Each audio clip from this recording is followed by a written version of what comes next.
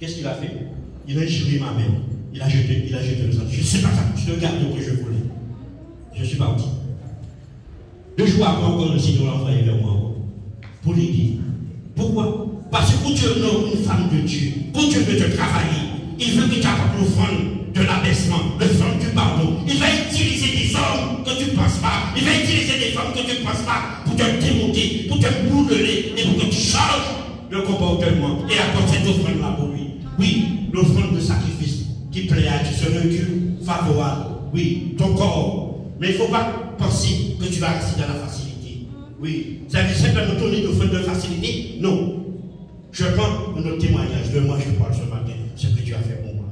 J'ai mon grand frère, je suis un politicien. Mais chaque fois, j'étais dans le combat, j'ai un vagabondage, il venait me donner d'offrande. C'était tiens. Allez, fais pas ça, tiens. Avec l'argent, il faisait n'importe quoi. Il revient à côté. Un jour, Dieu l'a arrêté, Dieu l'a dit, monsieur, tu as quelque chose dans ta bouche. Mon frère n'a pas besoin de micro pour il fait sa campagne politique. Il prend le micro, il peut parler pour tous ses deniers. Amen. Dieu l'a dit, monsieur, va chercher un monsieur avec moi. Va lui dire avec la parole que tu as. Et j'avais peur de rien, ni piscine, ni fusil, ni couteau, ni police, rien. Il est venu chez moi un jour, à 7 h du matin. Oui, Dieu a dit, cette offrande que tu vas faire, va être agréable. Tu es un vaurien, tu es un vagabond, tu n'aimes pas personne. Qui tu es? Commence à me toucher mon cœur, désarmer mon cœur. La lecture de ce matin, le cœur commence à bouleverser le cœur, traumatiser le cœur. Il est reparti. Cette parole est restée dans mon cœur pendant 3 semaines. Je me lève à 4 h du matin, 3 h du matin sans savoir. Je commence à prier. L'eau commence à couler dans mes yeux, ce qu'on appelle la repentance, la conversion. Oui, parce que tu as permis. Ce n'est pas toute chose qu'on va faire, il faut accepter. Mais il faut parler aussi. Oui, alors il m'a parlé. Et là, j'ai répondu à l'appel de Dieu. Il ne gagnait jamais son campagne électorale. Et là, cette année-là, il est en campagne. Pas de Jésus en prière, Dieu le dit ton corps a gagné. Et je m'entends, vois-tu qu'à sonner? Pourquoi? Parce que l'offrande qu'il faisait, Dieu voulait plus cette offrande-là. Il voulait l'offrande de ta bouche. L'offrande de ta bouche. L'offrande de ta bouche. Parce qu'il continue à me donner cette offrande. Aujourd'hui, je ne serai pas chrétien. Peut-être que je serai déjà mort. Amen, amen. Et chaque message a été approché, ça partout dans le monde entier. Oui, il faut dire l'homme que tu es et l'homme que tu étais. Et la femme que Dieu veut que tu es. Est-ce que tu es cette femme-là? Amen, amen. Si tu n'es pas cette femme-là, lis avec toi-même. Ne lis avec personne encore. Si tu n'es pas cet homme-là, lis avec toi-même. Oui, et tu verras. Parce que Moïse a lutté avec lui-même. Moïse a demandé pardon pour ce peuple-là. Ce peuple violent, ce peuple rebelle. Oui, ce peuple-là voulait retourner en Égypte. Et parce qu'on veut retourner en Égypte, on veut rapporter l'offrande à l'Égypte. Dans les difficultés, dans les souffrances, on veut rapporter l'offrande à l'Égypte. Oui. Mais Moïse dit non, je ne vais pas laisser ce peuple-là rapporter l'offrande à l'Égypte. Mais j'irai vers ce peuple-là, je dirai à ce peuple-là, Seigneur, pardonne ce peuple-là. Pardonne nos iniquités. Parce qu'il y a des hommes et des femmes qui sont vrais et viendront à toi. Mais la génération de Caleb, la génération de Josué est entrée à Canaan. Est-ce que tu peux être la génération d'aujourd'hui, cette génération-là? Mais pour être cette génération-là, il faut t'oublier. Il faut oublier la femme que tu es, le jeune que tu es. Oui, ton compte n'appartient plus à toi. On peut te dire tu es beau, tu es belle, mais c'est la gloire de Dieu. Amen. Oui, et à ce moment-là, tes vêtements c'est plus à toi, tes vêtements c'est les vêtements de Dieu.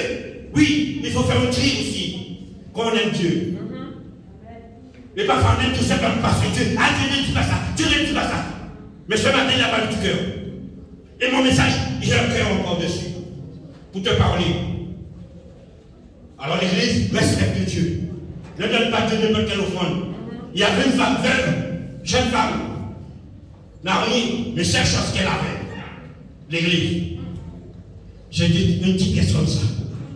De tout son cœur. Elle a mis dans le corbeil. Jésus a dit oui. J'ai vu. Tu es une femme d'Abraham. Tu es une femme d'Abraham. Est-ce que tu es une femme d'Abraham ce matin? Est-ce que c'est Sarah qui est ta mère ce matin? Est-ce que c'est Abraham qui est ton père ce matin? Le descendant d'Abraham, descendant de Sarah. Parce que Sarah aussi a passé des moments difficiles. Oui, Sarah aussi a passé des moments difficiles. Mais seule chose, elle savait où est-ce que tu vas les amener. Et aujourd'hui, vous êtes sa fille. Et nous sommes le fils d'Abraham. Nous imitateur. Parfois, Dieu envoie des hommes et des femmes à l'église. Mon épouse, peut-être tout le monde le voit, mais on ne le connaît pas. Cette jeune femme-là, elle est sortie en Haïti. Elle est venue aux Antilles. Dieu construit une église avec son pasteur. Il n'y avait pas de carreau. Il n'y avait rien. Elle a mis son robe à côté. Posé des carreaux à l'église. Retirer l'église. Oui. Ils étaient quatre personnes. Femme du pasteur, avec Dada et avec elle. Construire les temples de Dieu. Mais parfois on regarde la quantité, mais Dieu regarde la qualité. Construire. Qu'est-ce qui s'est passé? Jour à jour, Dieu a envoyé des serviteurs. Après, cette femme allait dormir à l'église. Quitter son foyer. Dormir, à se prier, jeûner, pour l'œuvre de Dieu avancer, pour l'œuvre de Dieu manifester. Elle était enceinte. 9 mois et 8 mois d'enceinte, 7 mois d'enceinte. Elle couchait par terre, à jeûner, à crier, à louer Dieu, avec les autres de coups de louange. Là, elle qui est là. Elle est accouchée, césarienne. Dieu me donne une vision, il faut partir à la métropole. 3 mois, c'est l'accouchement. Elle me dit, je dis, est-ce que va faire le travail de Dieu. Dépêche-toi, va faire le travail de Dieu. Elle me pousse, va faire le travail de Dieu. 2 ans après, elle vient avoir une douleur.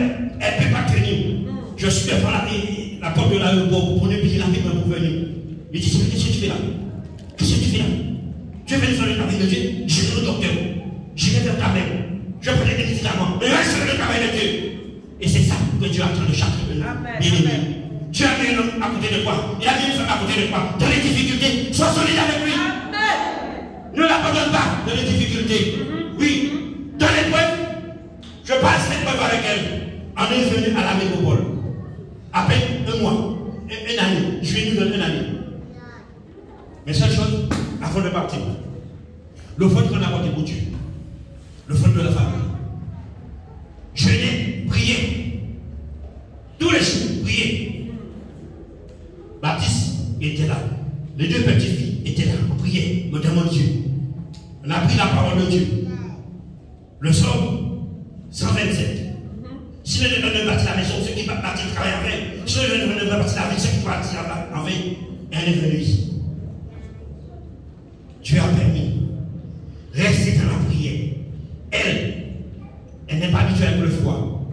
Moins 2, mais 3. On a l'évangéliser tous les matins sur le froid. Tous les matins sur le froid. On a l'évangéliser. On sort presque 1 kilomètre pour venir ici. 1 heure. Ouais. Depuis le soir, elle habille les enfants. Depuis le soir, elle habille. Oui, depuis le soir, elle habille les enfants. 7 heures du matin, elle est déjà partie pour arriver à l'église là.